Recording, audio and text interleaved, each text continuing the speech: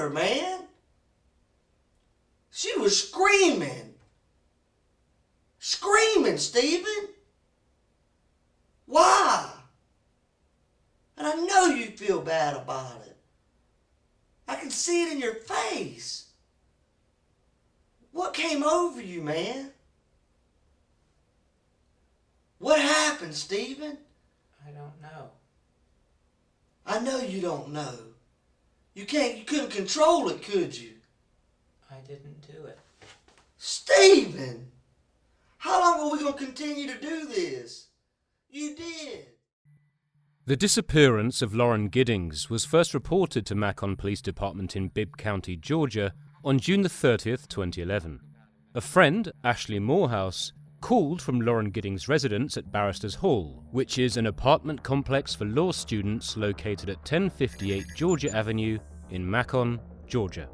At approximately 1 a.m., police from Macon Police Department, Sergeant Doug Copeland and Officer Descateau, arrive at the apartment and perform a brief investigation before contacting Detective Sean Bridges that advises the pair leave the scene and file a report with the agency's detective department. At 9 a.m., Detective David Patterson arrives at the apartment of Lauren Giddings and requests assistance from the crime lab.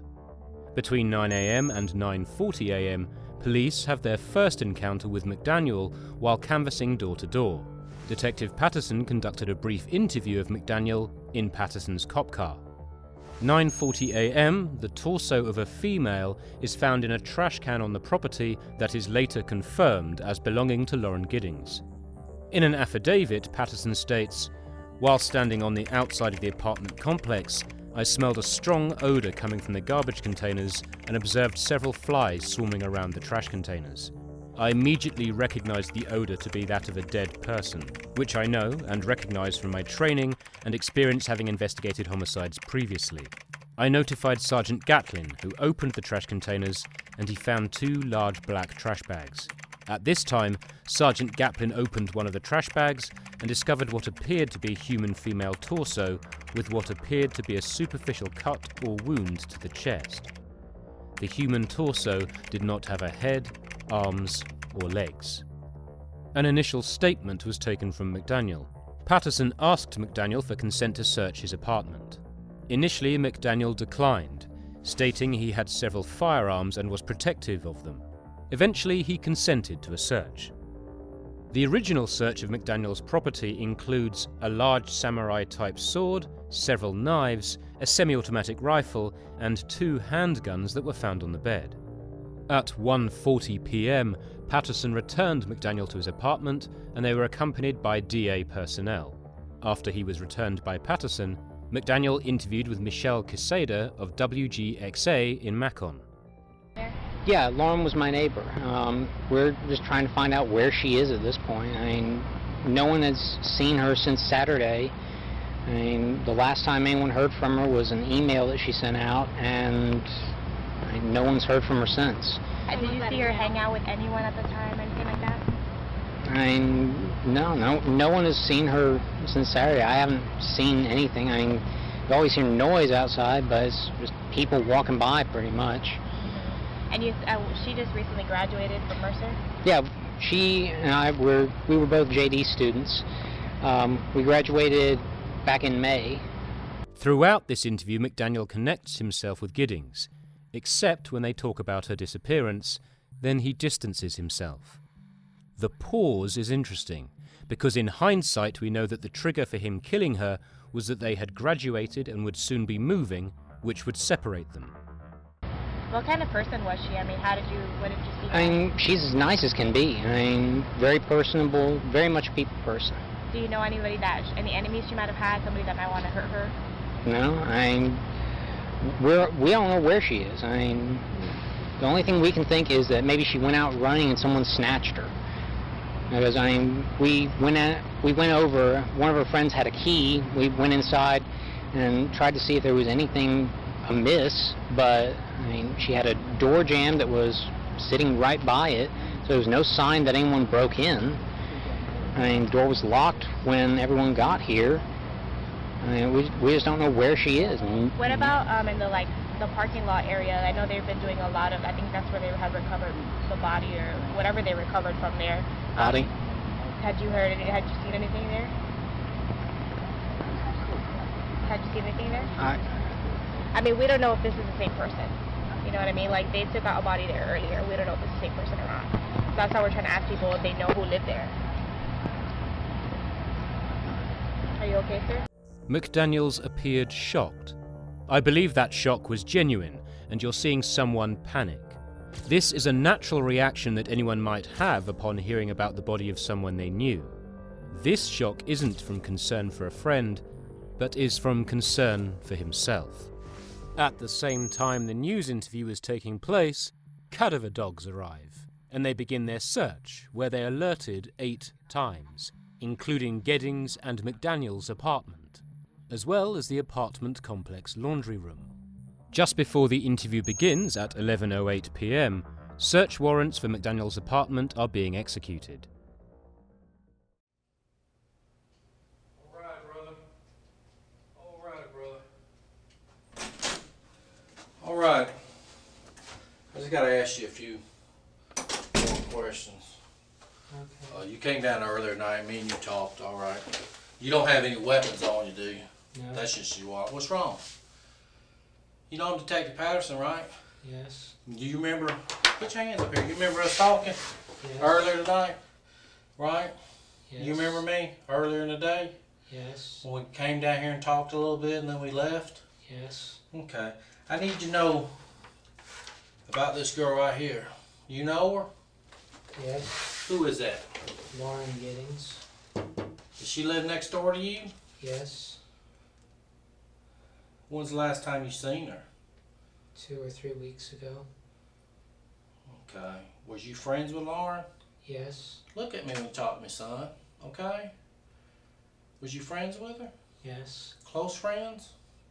We were good. I mean, y'all were friends, right? Both of Yes. y'all are law students. You're studying to be an attorney, right? Yes. What kind of law do you want to go into? Criminal law? Yes. Civil? Is that what you want to do for a living? Yes. Okay. Are you almost finished? Yes. Okay. So you don't have too much more to do, right? No. All right. Are you going to stay here in Macon? I don't know. Did you used to work at the district attorney's office in Macon? Yes. Was you on the prosecutor side or the defense side? Prosecutor. So you were on our side. Yes. Right. You never worked on the other side? No. Did you like it when you were down there? Yes. Got along with everybody? Yes. Okay. And you've lived next to Lauren for a long time? Yes. Okay. Do you know where she's at tonight? No. Hmm? No. Have you ever seen her with that dress on? No. You have no idea where she's at? No. Okay.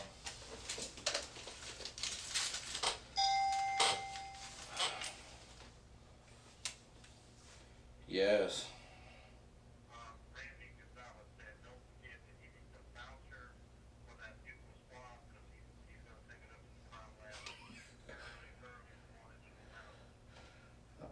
Okay, my major didn't do that, but okay. All right, bye. While there is not much happening, this phone call could have disrupted the flow of the conversation. There are several interruptions throughout the video, not to mention that McDaniel may have gained critical information from overhearing the person on the other line. Look, just tell me what happened, brother. I don't know. Well, where's she at? I need you, I'm asking you for your help. I'm a detective, and I'm asking you for your help. Okay? I'm asking you for help. I need your help. Can you help me? I don't know. You don't know if you can help me? Yes. I need your help. Help me out. Tell me what to do.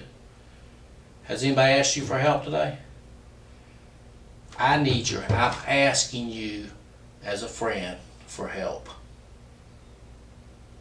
Can you help me? I don't know. What do you mean you don't know? You can't help a friend out? I don't know what you need. I need to know where Lauren's at. I don't know. When's the last time you seen her? 2 or 3 weeks ago. McDaniel breaks from pleading ignorance to stating that he saw Lauren 2 or 3 weeks ago. This is an obvious attempt by McDaniel to try and provide an alibi.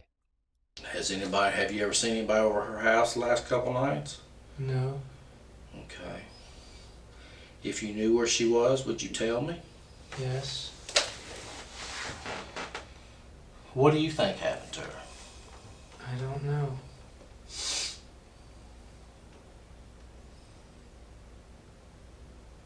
Do you even care that no one can find her? Yes. I mean, I don't know, do you? Yes. Patterson is making an appeal to emotion. McDaniel is suspected of killing a woman he knew and removing her head and limbs before dumping her nearly naked torso into a trash can. He has faked crying earlier in the day in an attempt to display emotions that he doesn't have, and he is currently showing no emotions. McDaniel is showing many telltale signs of a psychopath. Psychopaths do not possess the same empathy or emotional processes of normal people. An appeal to emotion will fall flat with them, and from their perspective will make them view the interviewer as weak.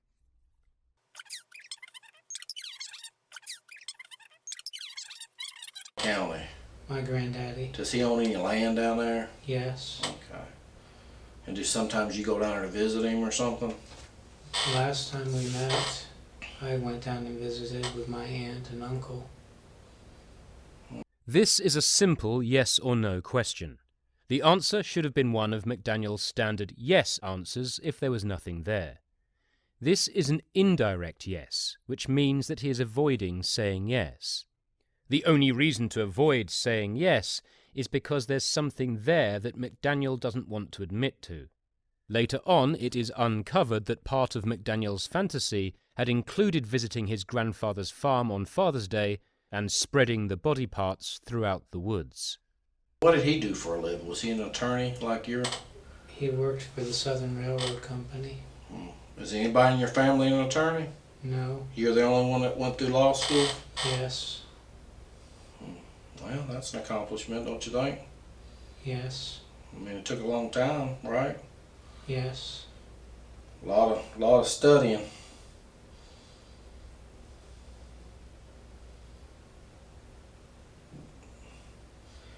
I think you told me earlier you were from up Atlanta, or did you live in Atlanta or Griffin or something like that? Lilburn.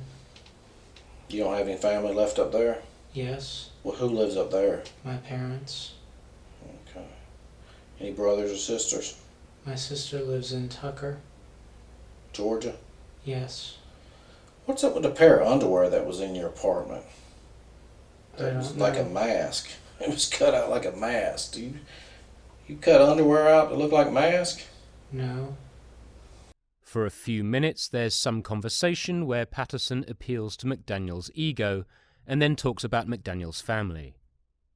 Patterson then shifts gears suddenly in an attempt to catch McDaniel off guard by asking, "What's up with the pair of underwear we found in your apartment?" McDaniel begins to answer and Patterson continues by saying, "Like a mask. Do you cut underwear out that look like masks?" Patterson's attempt to catch him off guard was working, but he interrupted himself. This interruption conveyed judgment and shut down the answer that was coming. How many guns did you have in your apartment? 3. What are they? Do you know what they are? A rifle. What kind of rifle did you have?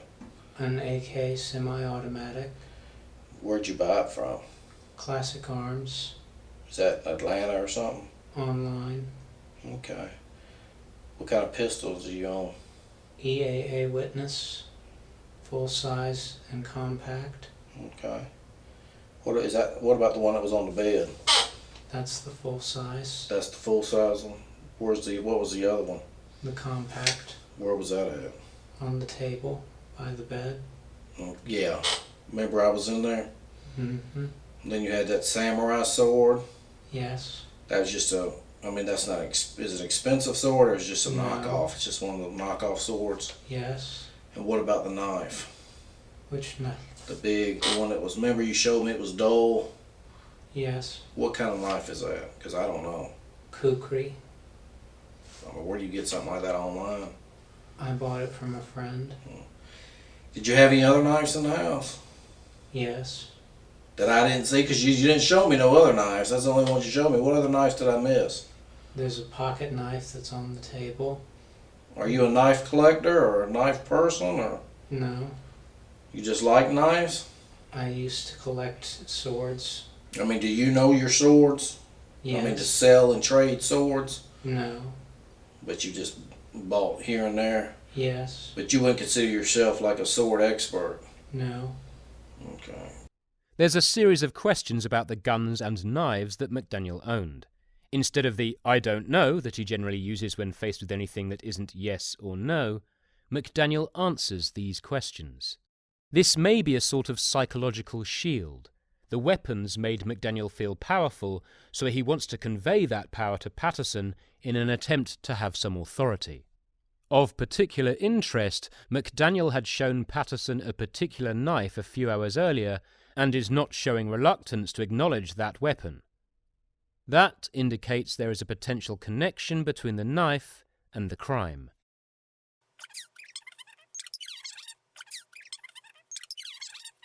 You watch TV shows, right? Like Yes. detective shows. What's your observation? How do you think somebody would take her? If somebody did take her. When she was running. Does she normally run all the time? She runs, I don't know how often. You mean you think somebody might have took her when she was running like down the street somewhere? Yes. Patterson is asking McDaniel how he thinks someone else would commit this crime. Sometimes subjects will talk about the crime they committed without directly saying that they did it. They'll talk in third person or hypothetically. This is a way of connecting a suspect to a crime scene, by allowing them to talk without admitting what they did. It may make a confession less painful. While it may have been an attempt to cause the police to go in the wrong direction or even place blame on the victim, one could only speculate, but it's probably related to his stalking behaviours. You don't think somebody got her when she got back to her apartment? I don't know. Well, you know there was a body found in the trash can next to the apartments. Yes. You do know that. And it's a female, white female's body. Right there. Right next to y'all's apartment. Feet from her apartment. I mean, we don't know 100% sure it's Lauren, but we're pretty confident it is. We're waiting for some tests to be done to be 100% sure. I mean, who would do something to somebody and throw them in a trash can? I don't know. Patterson starts talking about how there was a body found at the apartments. Earlier in the day, McDaniel had acted distraught and had claimed he needed to sit down because he was so overcome with emotion. Here, he displays no emotion. It is abnormal for someone to display no emotion when a body has been found near their home, especially when a friend is missing. In this case, the lack of response to something that almost everyone would respond to is a giveaway that he is lying. Patterson also lets him know, casually, that tests will be run on the body.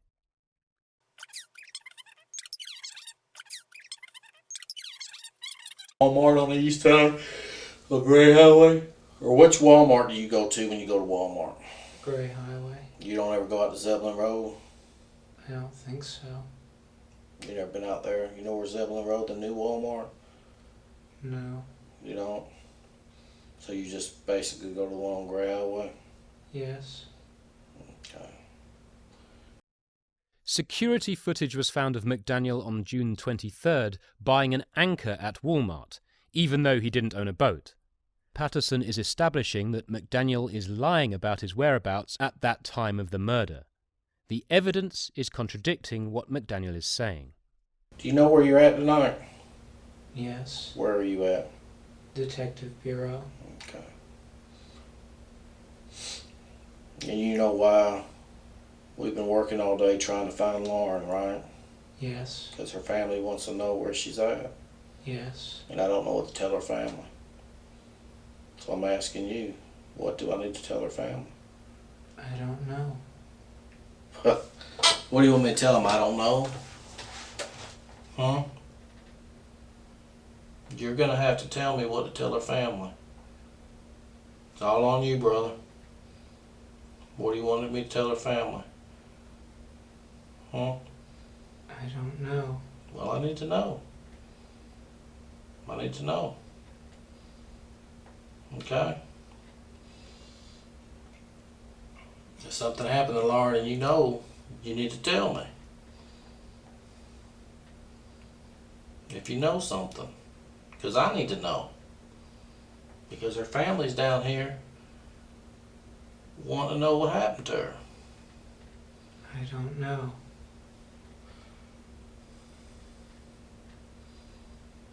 You don't know. No. That's what you want me to tell her mother and her father. Is that you don't know. I don't know. Not that you're sorry that she's missing.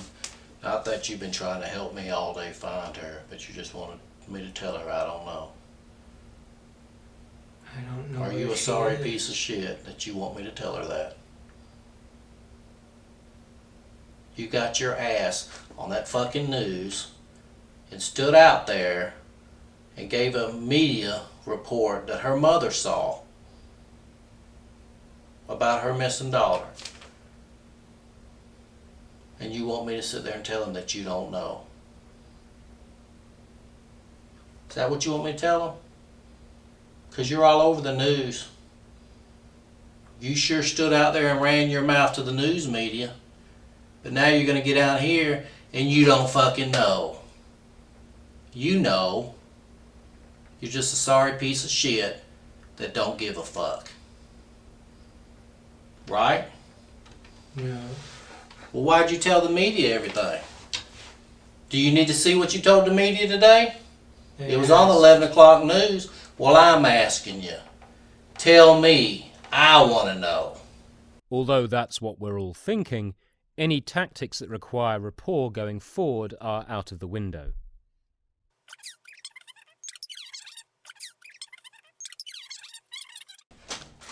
I just don't fucking believe that shit. Don't came back yet. What's up, buddy? Did you talk to him about his guns? Yeah. When was the last time you shot those guns? I haven't. You've never shot a gun? No. Have you ever shot any gun in your whole life? No. Never. No. So you bought 3 guns that you've never shot? Yes. Why? To have. For what? To have. For what? I'm asking for what? Why do you want to have them? What makes, did they give you, I mean, tell me why it's important to you to have 3 guns.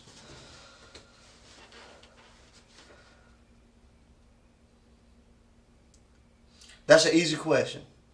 Come on, talk to me, buddy. Me and you talked all day today. We ain't had a problem communicating. Why is it important for you to have 3 guns? Do you not know? No. Okay.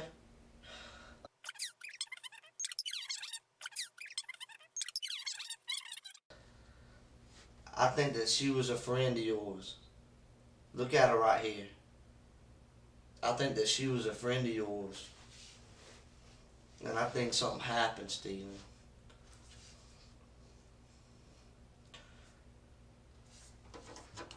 You used to watch her come in and out of her apartment, didn't you? No. I mean, then how were y'all friends? If me and you friends, we live next door to each other.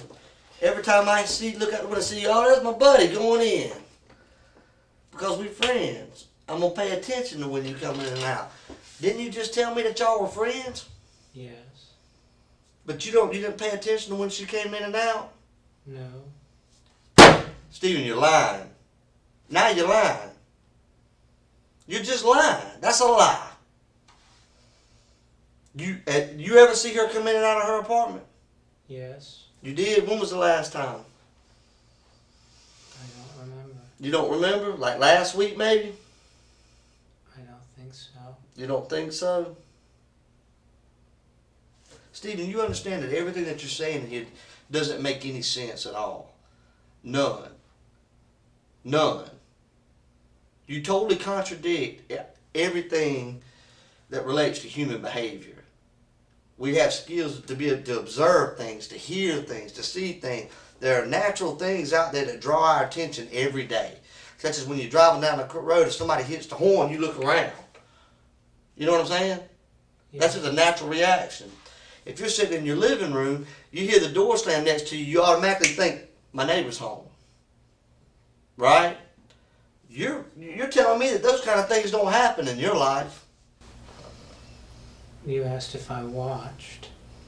I didn't watch. Playing semantics shows deceit and an attempt to cover up behaviour.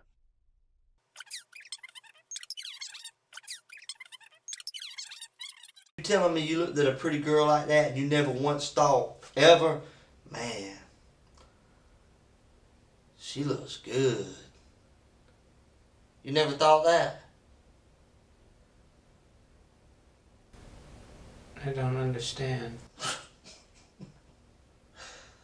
Chapman asks if McDaniel ever thought that Giddings was attractive. McDaniel pauses and responds that he doesn't understand this very simple question. This is another example of McDaniel being deceitful because he's unwilling to answer even simple questions honestly. Most people could give their opinion on the matter of attractiveness of another person they know. I don't understand. You know how when you're sitting there you see a girl walking down the road and you say, man, that girl looks good. You ever see a good looking girl down the road and you think to yourself, man, that girl looks good? Yes. You never thought that about her? Yes. So you mean to tell me you look at porn on the internet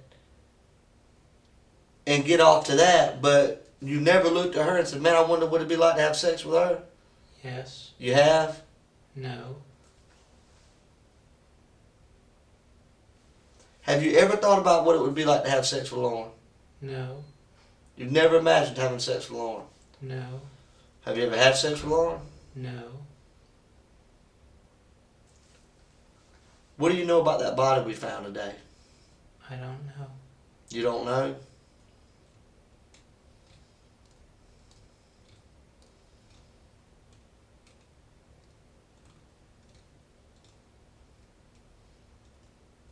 What if I told you that I believe that you do know? I don't. What if I told you that I could prove it? I don't know. You don't know? As Chapman soon points out, an innocent person would want to clear their name. They might be indignant at being accused. I don't know wouldn't be their response to finding out there may be evidence to link them to a dead body. You don't know? Is there a chance? But you do admit that there's a chance that I possibly have evidence to show that you do have something to do with that body, correct? I don't know. You don't know? Because if I hadn't done anything, I'd say, nope, there's no way. But you say you don't know. Why is that? Why do you say you don't know? Is there a chance that maybe something's there? No. Why did you say you don't know?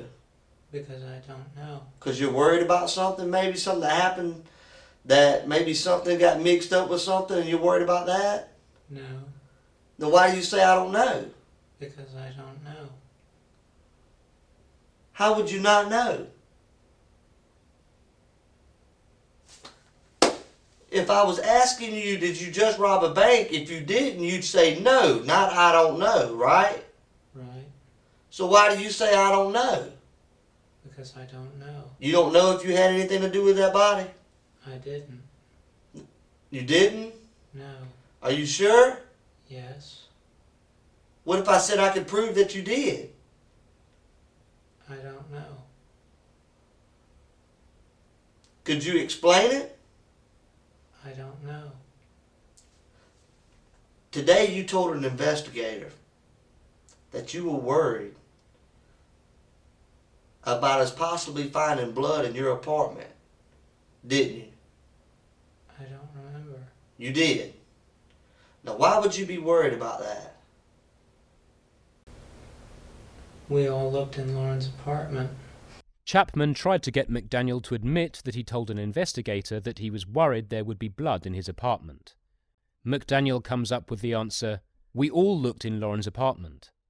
McDaniel is the only one that had that concern out of her friends.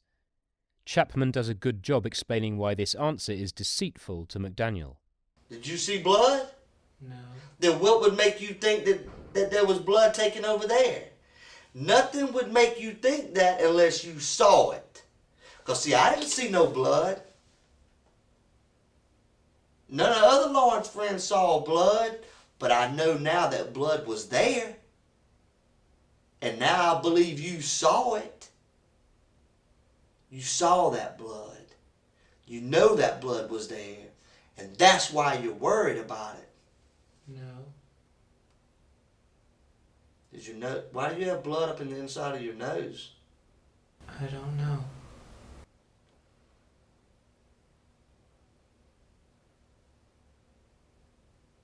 You don't know? But you saw that blood. That's the only way that you would be worried about it. Because that's like saying, I'm worried about red roses being under my pillow, but yet I never put them there. That doesn't make any sense. You know, your brain doesn't even think to operate like that unless you knew something was there. Does that make sense?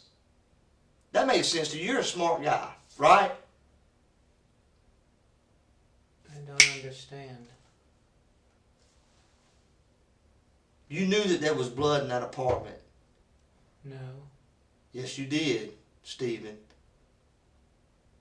Yes, you did. There's blood in your apartment, Stephen. That's right. There's blood in your apartment. Stephen, this is hard, buddy. I know this is hard. And I can tell it's on you. You want to let it go. There's blood in your apartment, Stephen. You didn't get it all up. It didn't all come off. You scrubbed and you wiped. But we can tell that. Don't you wipe CSI? Yeah, we know it.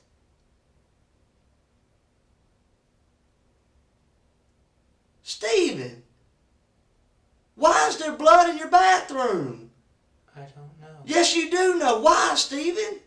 I don't know. Has anybody else been in your bathroom? The police were in there. Other than the police? Who else has been in there? No one that I know. No one. And you recently cleaned your bathroom, didn't you?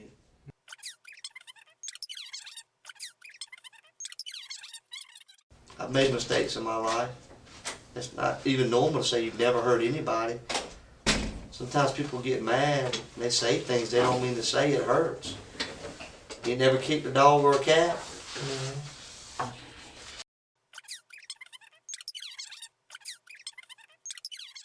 Are you going to be able to help me with this case or not? Because I need to don't tell know. the parents something, huh? I don't know. You don't know what? You don't I know what happened if to I her? can help. Why don't you know if you can help? Because I don't know if I know what you need. McDaniel tells Patterson that he doesn't know if he can help because, "I don't know if I know what you need." He doesn't say he can't help because he didn't do it. He avoids denying being responsible by providing this answer that will lead to things being explained to him, again. Feigning ignorance is one of many passive-aggressive behaviours, and it works because instead of Patterson pointing out that McDaniel isn't saying he didn't do it, Patterson explains what he needs. This is one example of McDaniel trying to control the interview. I need to know if you know where Lauren's at. I Or do don't. you know who took Lauren? I don't. You told me that if you were working the case, you would think somebody would take her when she was running. Why would you say that?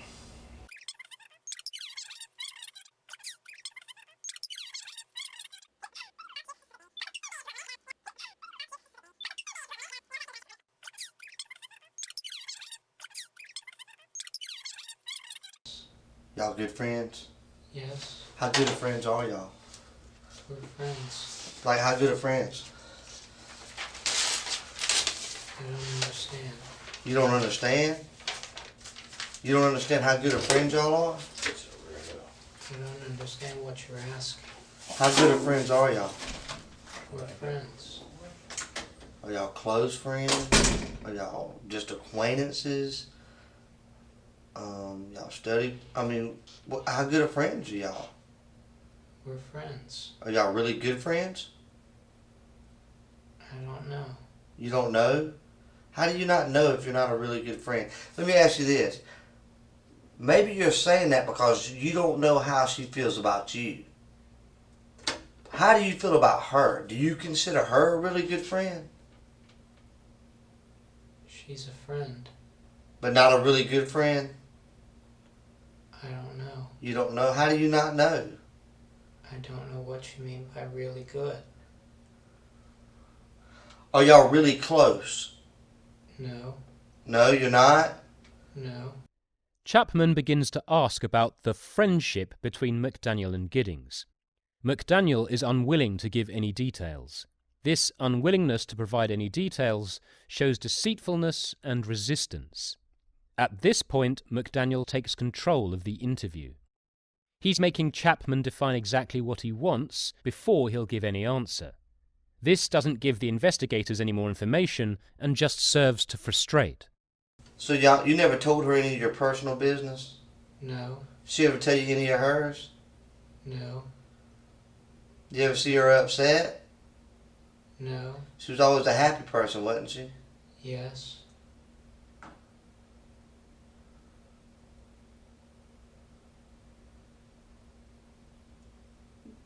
Why are you acting like this, Stephen? You see how I'm able to talk in complete sentences? Like we're having a conversation, but the only thing you're bringing to the table is a yes, no, or I don't know. Why is that, Stephen? I don't know. understand. You don't understand. What don't you understand?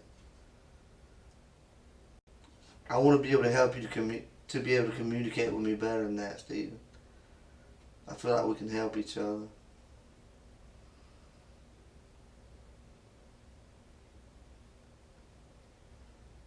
Stephen, did you hurt that girl? No. Do you know where she's at? No. Would you tell me if you did? Yes.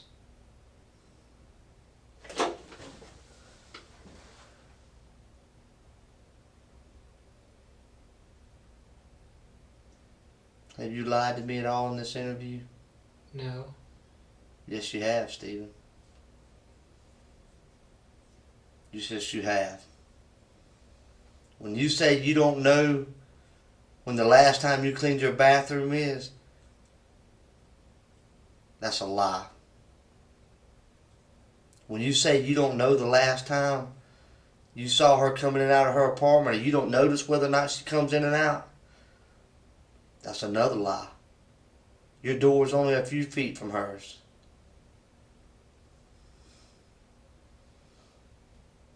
You've told some lies in this interview, Stephen.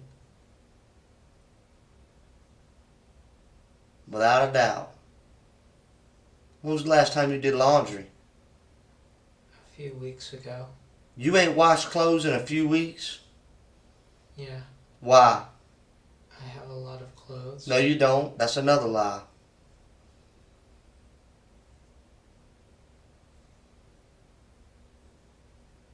That's right. That's 3 lies, Stephen. You don't have a lot of clothes. Yes, I do. Nope. You got enough underwear to last you 3 weeks? Yes. Do you wear the same pair of underwear more than one day? Yes. Why? Because it's still clean enough to wear.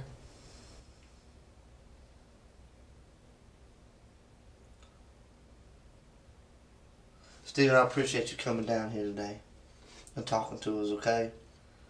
I appreciate you cooperating with us, and and helping us along. But you've lied to me about at least 3 things in this interview. Chapman begins a set of questions where he confronts McDaniel about lies he's telling. Then he immediately tells McDaniel that he's thankful for his cooperation. Rapport building should have been over and done with at this point. The focus should be on the information they have gotten from McDaniel and the scene, and telling him how he can improve his situation if he cooperates.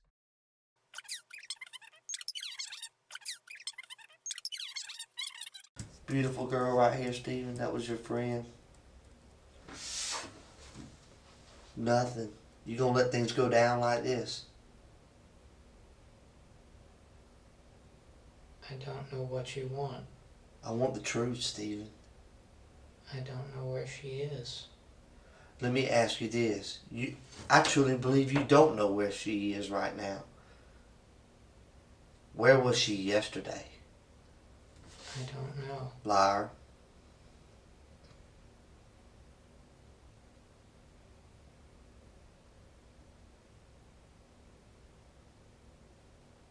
That's right.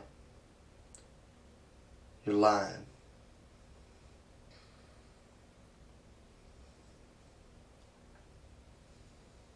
Why are you lying, Stephen? I'm not lying. Yes, you are lying. How long are you going to continue to do it? She's got a mother and a father and a family out there that is sick over everything. Where's their little girl, Stephen? I don't know. Stephen, you know. Where? I don't know. Stephen. You're going to look at this right here, this little girl right here, and you're going to say you don't know?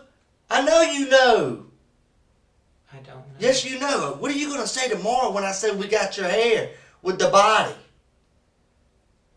What are you going to say to me then? Because you know, like I go like that. Look at my hair. That's how easy it falls out. Look at all that on your head. You don't think none fell out? It did. It did, Stephen. We just wanted to give you an opportunity to tell it, so you didn't look like a monster at the end. Chapman told McDaniel that his hair is going to be with the body. This is a good tactic, allowing McDaniel time to think about what occurred during the crime and start to get nervous. Chapman should have slowed down and allowed reactions to happen, rather than presenting information and following up.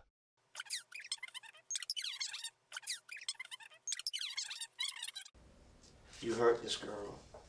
No, I didn't. Yes, you did. You hurt that girl.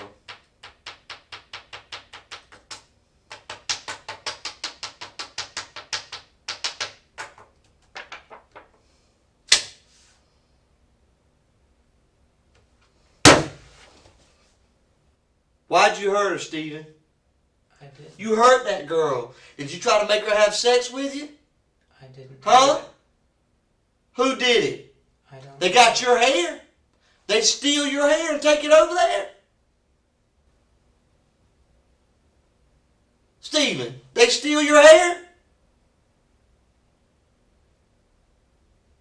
They didn't, did they? Did they, Stephen?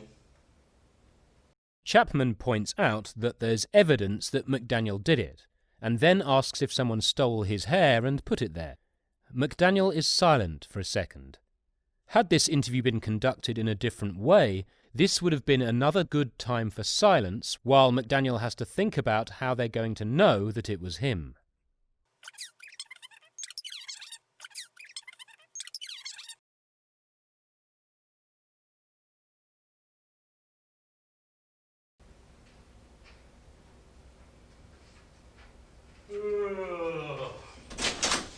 All right, we're getting ready to go.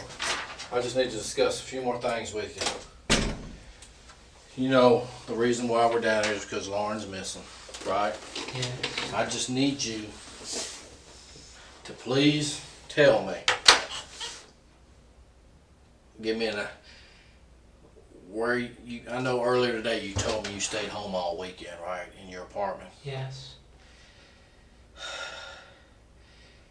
And did anybody see you? Did you talk to anybody over the weekend? Were you on your computer all weekend? Is there anything I can look at that I can say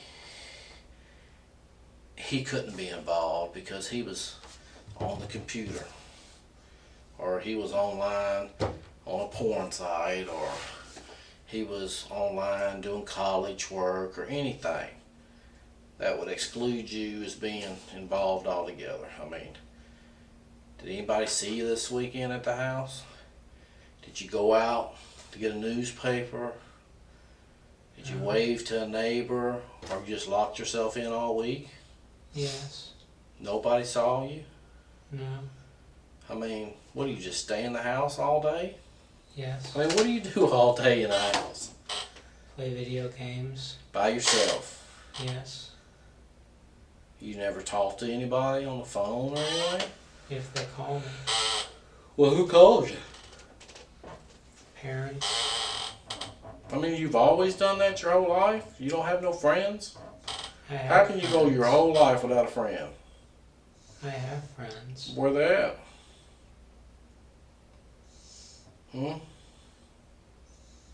Where they at? You have any friends here in Macon? Yes. Name one, because everybody I talked to said they ain't your friend. Ryan Granger. Cass Lawson. Ashley Morehouse. Carmen Love. That's the same people I talked to today, and they're not your friend. Okay? They're not your friend.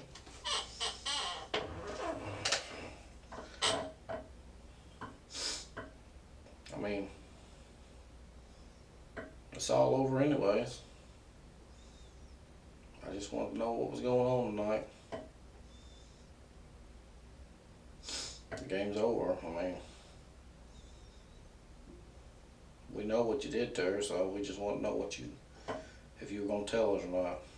I didn't do anything. Well, that's what you say. But we know different. So, you're fucked either way. You're fucked. We already know. And everybody out there, all your friends know that you're down here because of what happened to Lauren. So all those friends that you thought you had are not your friends anymore.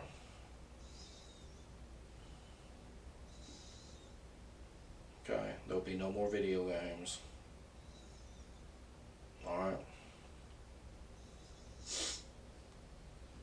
Not all. This is the end. Is there anything you want to say? I didn't do anything. Well, that's what you say. That's what you say. Stick to your story. Because it's over. We're tired of talking to you. Okay. We know you killed her. We know you put her body in the trash can. Simple as that. The news media knows it. Glenda knows it, your mother. Your sister knows it. Your sister's husband knows it. The one that used to beat your sister, he knows it. You know what he said? He said he's a crazy motherfucker is what he said when I called him. That's your own family calling you crazy. Your own family said you're crazy.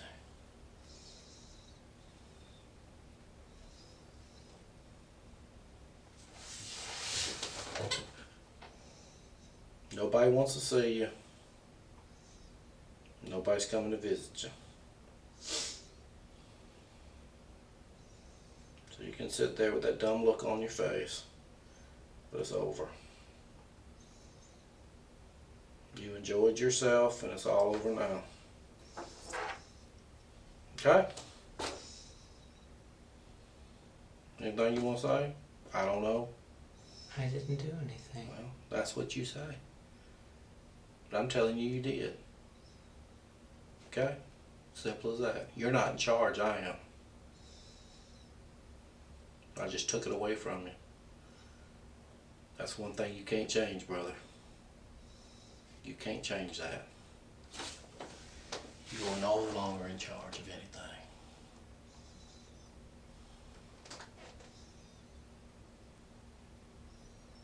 Okay? You understand that?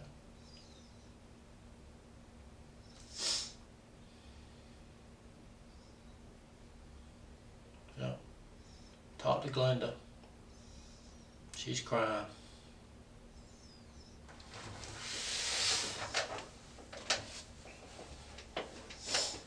She's supposed to be coming down here.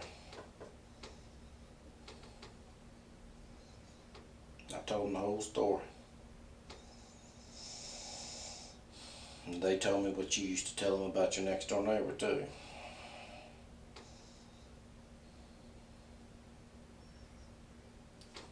Yeah. What, you can't say nothing now? You're speechless? Hmm? Yeah, she should be here in a little bit. I promised her I'd let her see you and the kids. I don't know if she's bringing them all or not before you go on down. Alright? Okay? I didn't do anything. Doesn't matter what you think you did. Doesn't matter, it's what I can prove. Okay? Okay, Mr. Smarty Pants? Promised her I'd let her see you. So I'm waiting on them to get down here. Alright?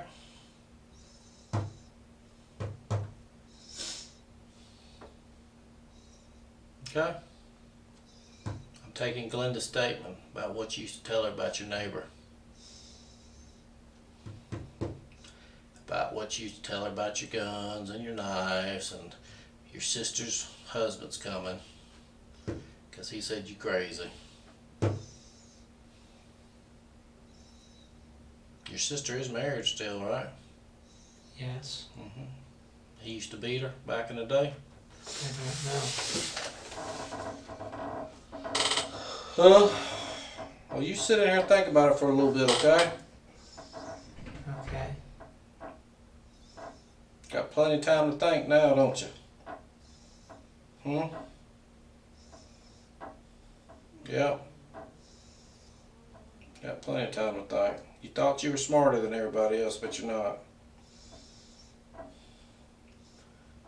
You're not. The sad thing about it is you probably could have made something with your life.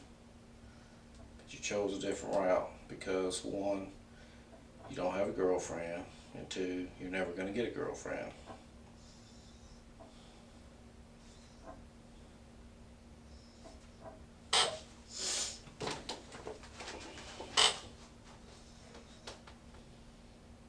I'm listening. I'm all ears. I don't know what you want me to say. Don't want you to say nothing. You're fucked either way. Do you understand that? I didn't do anything. That's your side of the story.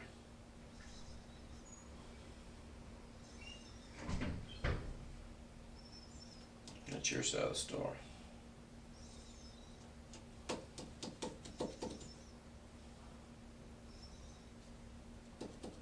Works both ways, brother. Works both ways. Ain't gonna be no more yelling. Ain't nobody gonna yell at you. They're gonna come in here and cry and kiss you goodbye. I'm gonna take their statement and it's all over. You do understand that, right?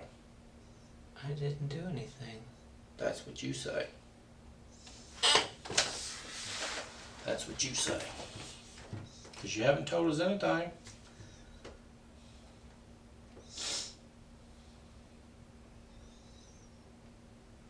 Do you realize what I'm telling you?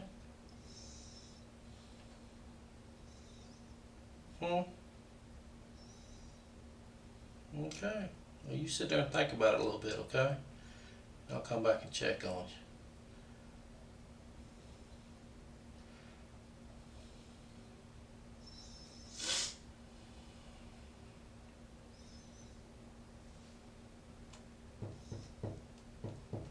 Thought you were smarter than everybody. But you fucked up. You fucked up. Somebody always leaves something in a crime scene. You fucked up.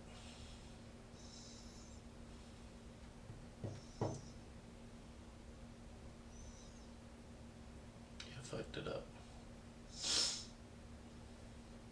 First, I didn't really believe you had anything to do with it.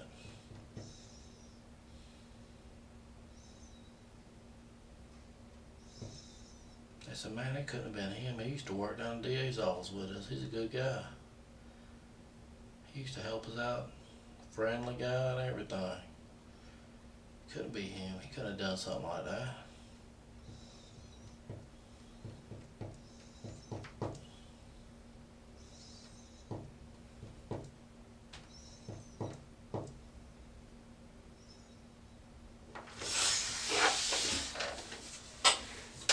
Well, we're through talking to you. Just waiting for them to come visit you.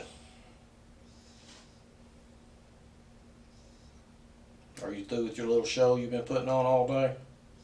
Huh? Are you through? You're not gonna win. Too much evidence. Too much evidence.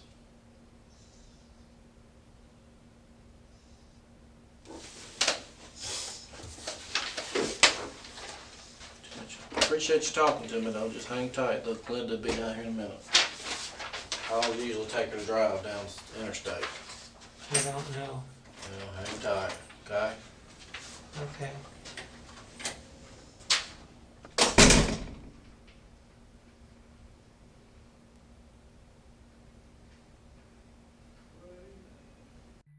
Although it looks like there isn't much information obtained in this interview at first glance, this interview confirms that McDaniel had something to hide. His bizarre behaviour did not save him. While McDaniel is certainly intelligent, he clearly does not have a very high social IQ. It was later confirmed by people that knew him that he often lacked hygiene and often talked about getting away with murder. The evidence against McDaniel was substantial. There were the alerts from the cadaver dogs the day that this interview was filmed. He had a foam cup in his residence with the name Lauren written on it. The police found digital photos that he had stolen from her residence. Videos were found that McDaniel recorded earlier in the night before McDaniel killed Giddings. There were scratch marks on his face and body from committing the crime. Most damning was the packaging for a Stanley hacksaw and later the tool itself. DNA confirmed that the tool had been used on Lauren Giddings. On April the 24th, 2014, McDaniel confessed to killing Giddings as part of a plea deal. He had been stalking and filming her for months prior to her murder. He was afraid that she would move away after graduation, and that was the trigger for this tragic event. In the confession, he states that he killed her on June the 26th, 2011 by manual strangulation. He had worn a mask and entered her apartment using a master key that he had obtained through theft. After he strangled her, he then moved her body into the bathroom and returned to his apartment for the rest of the day. He returned with a hacksaw and used it to dismember her body. He then placed the torso in one bag and claims to have placed the other parts in trash bags in another dumpster that was emptied. The head and limbs of Lauren Giddings were never recovered. On August 23, 2011, plead guilty to the crime against Giddings. He received life in prison and is eligible to go before a parole board in 2041. He has unsuccessfully tried several appeals strategies. In sharp contrast to this interview, he often talks extensively in court on his own behalf. He now resides at Hancock State Prison in Georgia for the crime of murder.